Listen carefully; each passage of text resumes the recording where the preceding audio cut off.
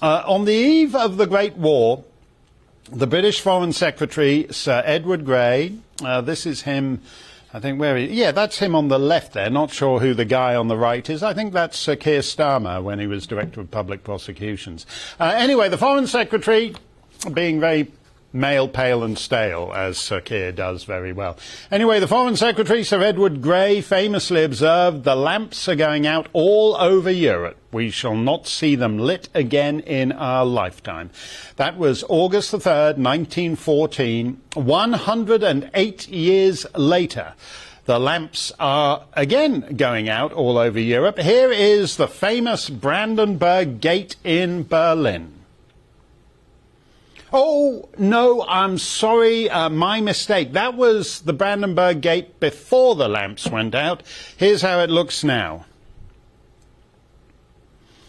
The lamps are out at the Brandenburg Gate. The lamps are out on illuminated advertising billboards across Germany. The radiators in the lobbies and corridors of all Germany's public buildings have been turned off, and in the places where the radiators are still permitted, such as the waiting rooms at railway stations, the maximum permitted temperature is 19 Celsius, that is 66 Fahrenheit. That can get a little chilly in some of those drafty, older waiting rooms. Worse is to come.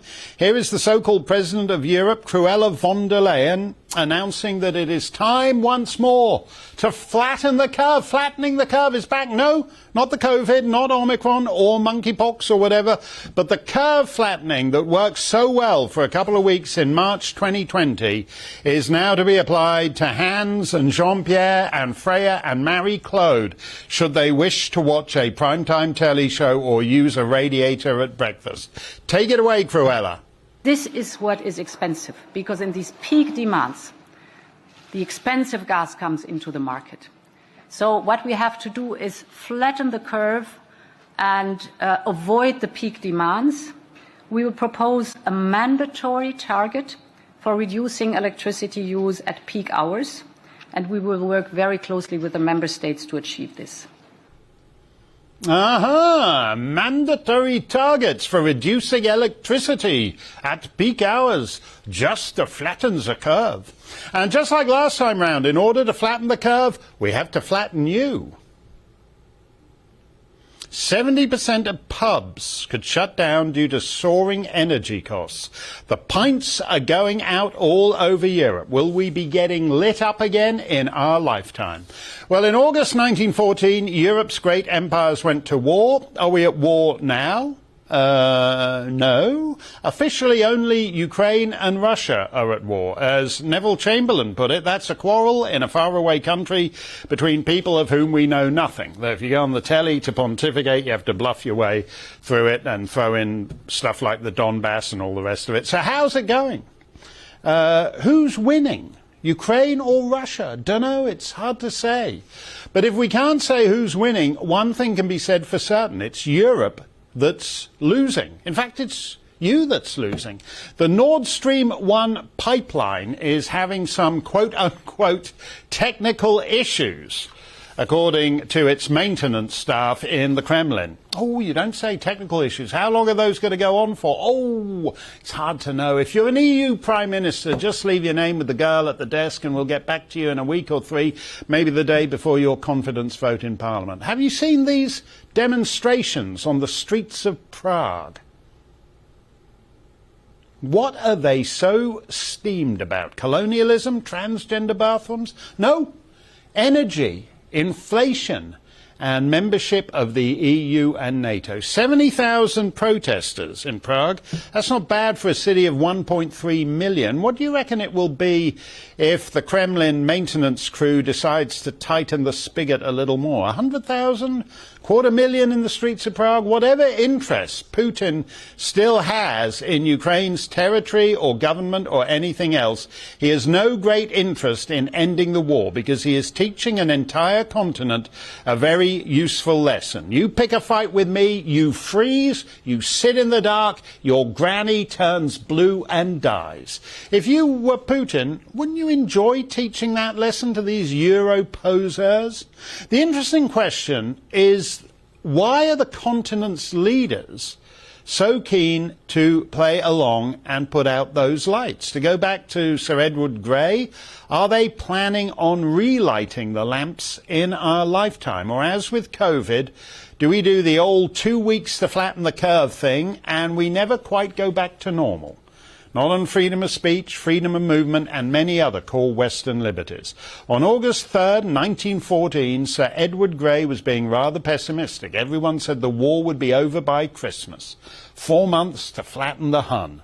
It took 4 years. But with COVID, with Ukraine, with climate, you get the feeling our god-awful ruling classes are teaching us how to live smaller, ruder, meaner, shrunken lives in perpetuity. And there's no let-up. Headline from The Guardian: Dutch city becomes world's first to ban meat adverts in public.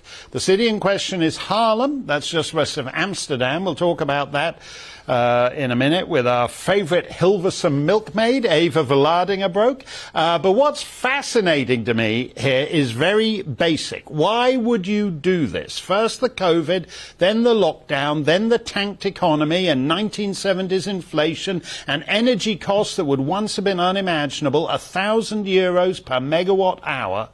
And this municipal council thinks, hey, you know what our citizens could use right now? A political class that's wrecked everything in sight, now moving on to tell them what they can and can't eat.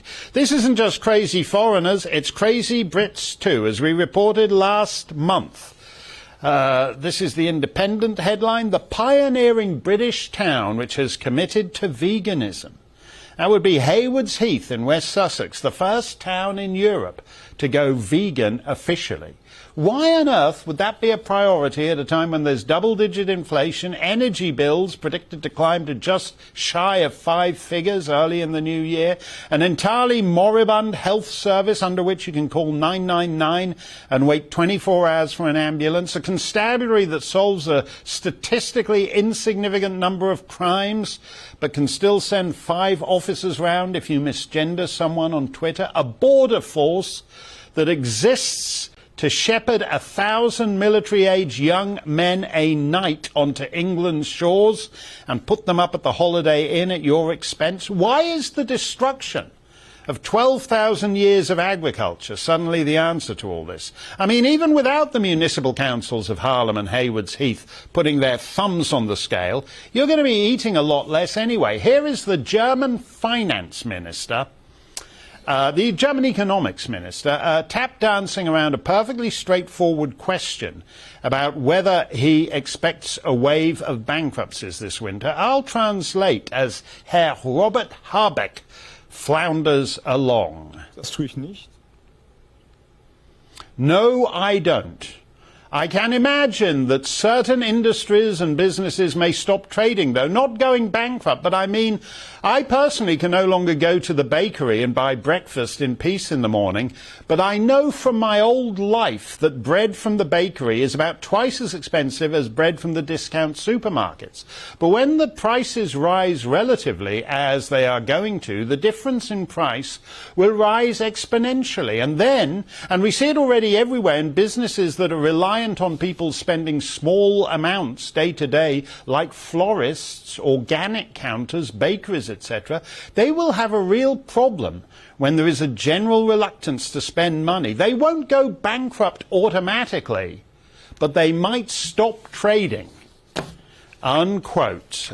So you won't be bankrupt, you just won't be trading. You won't be selling anything. You won't be deriving any income from your labours. But don't worry, at least you're not going bankrupt. Got it. Let me know what you reckon. GBViews at gbnews.uk.